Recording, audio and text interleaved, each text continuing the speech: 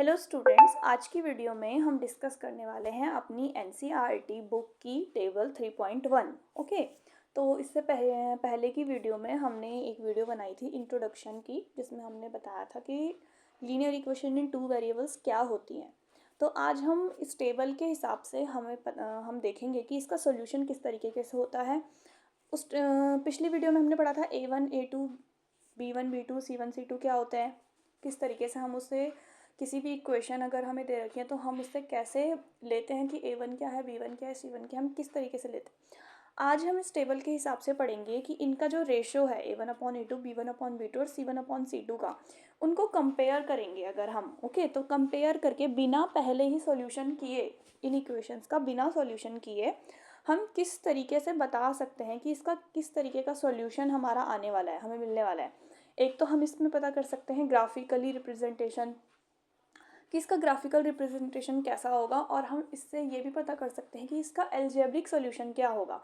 क्या इसका एक सॉल्यूशन होगा, कोई एक आइडेंटिकल यूनिक सॉल्यूशन होगा, क्या इसका इनफाइनाइट सॉल्यूशन होंगे इसके, या तो फिर इन इक्वेशन के कोई सॉल्यूशन होंगे ही नहीं।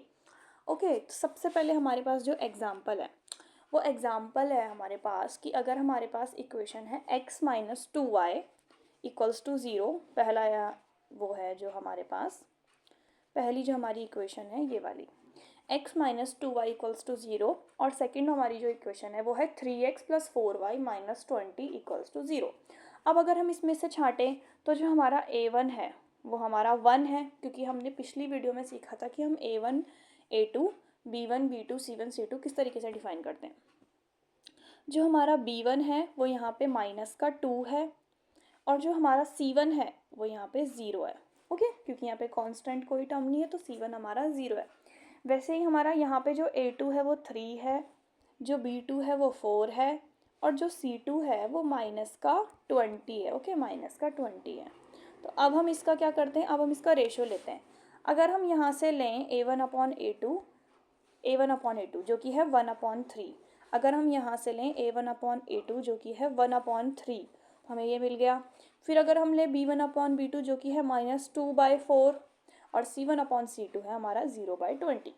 अब हम देख रहे हैं कि जो हमारा A1/A2 है does not equal to B1/B2 है। अगर हम इसको सिंप्लीफाई भी करें तो 2 1 ज़ा 2 एंड 2 2 ज़ा 4, ये आ जाएगा -1/2। तो 1/3 डज नॉट इक्वल टू -1/2। तो इसीलिए यानी कि हमारा यहाँ पे A1/A2 does not equal to B1/B2 के है।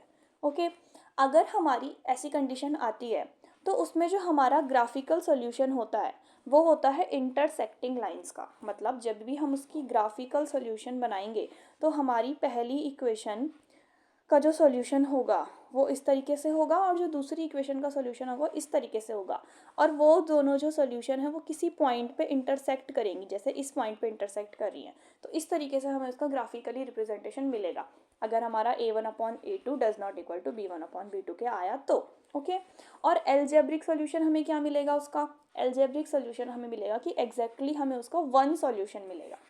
जब भी हम उन दोनों इक्वेशंस को सॉल्व करेंगे तो हमें x की कोई एक वैल्यू मिलेगी और y की भी कोई एक ही वैल्यू मिलेगी। माना कि x की वैल्यू 1 आ गई तो y की वैल्यू 2, कोई एक ही वैल्यू हमें मिलने वाली है। ओके, ये हमने समझ लिया। हम बिना सॉल्यूशन करे पहले ही फाइंड कर सकते हैं कि हमारा सॉल्यूशन किस तरीके का आने वाला है। सेकंड हमारे पास जो इक्वेशन है, ओके, सेकंड हमारे पास क्या आ रही है। सेकंड हमारे पास हमने दोबारा से हमारे पास इक्वेशन है 2x + 3y - 9 equals to 0, 4x + 6y - 18 equals to 0। अब हम इसमें भी छांट लेते हैं कि हमारा A1/A2 है 2/4, B1/B2 है 3/6, और C1/C2 है -9/18। इस बार जब हम देख रहे हैं तो हम इसे अगर सिंपलेस्ट फॉर्म में लेके आएँ तो ये हो जाएगा 2 1 ज़ा 2, 2 2 ज़ा 4, ये हो जाएगा 3 1 ज़ा 1, 3 2 ज़ा 6, और ये हो जाएगा माइनस से माइनस कैंसिल हो जाएगा, 9 1 ज़ा 9 एंड 9 2 ज़ा 18। तो हम देख रहे हैं कि हमारे तीनों जो रेशो हैं वो आपस में इक्वल आ गए, 1/2 1/2 और 1/2। हमारा जो A1/A2 है वो इक्वल आ गया B1/B2 के, और इक्वल आ गया C1/C2 के। इस वाले में हमारा जो ग्राफ है वो कैसे बनेगा, ग्राफिकल रिप्रेजेंटेशन हमारा कैसे होगा। ग्राफिकल रिप्रेजेंटेशन होगा हमारा को इंसिडेंट लाइन्स, मतलब जो लाइन्स हैं वो एक दूसरे के ऊपर को इंसिडेंट करेंगी। कहने का मतलब ये है कि अगर हम इसका कोई एक ग्राफ बनाएं तो हमारी जो पहली इक्वेशन का सॉल्यूशन है वो इस तरीके से होगा, और जो दूसरी इक्वेशन का सॉल्यूशन होगा वो इसी के ऊपर कोइंसिस्ट होगा। ओके, यानी कि हमारे इसमें इसी के ऊपर जो है हमारे दोनों सॉल्यूशन एक ही लाइन के ऊपर मिलने वाले हैं, दोनों लाइंस के। इस तरीके का हमारा ग्राफ बनेगा अगर हम इसे सॉल्व करेंगे। ओके, और अगर हम इसका एल्जेब्रिक सॉल्यूशन देखें तो एल्जेब्रिक सॉल्यूशन में लिखा है कि इनफाइनाइट मैनी सॉल्यूशन हमें इसमें मिलने वाले हैं, यानी कि बहुत सारे सॉल्यूशन मिलेंगे जिन्हें हम काउंट भी नहीं कर सकते। अब हम जाते हैं अपनी थर्ड वाले लाइंस पे, थर्ड वाले एग्जाम्पल पे। ओके, थर्ड वाला एग्जाम्पल हमारा है कि x प्लस का 2y माइनस का 4 इक्वल्स टू 0, और सेकेंड लाइन है 2x प्लस 4y माइनस का 12 इक्वल्स टू 0। अब हमारा यहाँ पे जो a1/a2 b1/b2 c1/c2 है, इसको दोबारा से सिंपलेस्ट फॉर्म में लाते हैं तो हमें पता चलेगा कि क्या आ रहा है। 1/2 सिंपलेस्ट फॉर्म में पहले से है, 2 1 ज़ा 2, 2 2 ज़ा 4, a1/a2 इक्वल आ गया b1/b2 के। यहाँ पे माइनस से माइनस कैंसिल हो गया, 4 1 ज़ा 4 और 4 3 ज़ा आ गया 12, पर 1/2 इक्वल आया और थर्ड में 1/3 आ गया। यानी कि इसका मतलब है कि जो a1/a2 है वो इक्वल है b1/b2 के, but does not equal to है c1/c2 के। थर्ड वाले के इक्वल नहीं हो। जब हमारे पास ऐसा केस आए कि पहले जो दो रेशियो हैं वो तो आपस में इक्वल आ जाएं पर वो थर्ड वाले के इक्वल ना आए, तो उस केस में जो हमारा ग्राफिकली सॉल्यूशन होता है वो हमारा पैरेलल लाइंस होता है। इस तरीके से पहली लाइन का सॉल्यूशन ये है तो दूसरी लाइन का सॉल्यूशन इसके पैरेलल इस तरीके से जाएगा। और अब देख रहे हैं हम कि ये पैरेलल लाइंस हैं। पैरेलल लाइंस हमें पता है, पैरेलल लाइंस की प्रॉपर्टी है कभी भी आपस में इंटरसेक्ट नहीं होगी।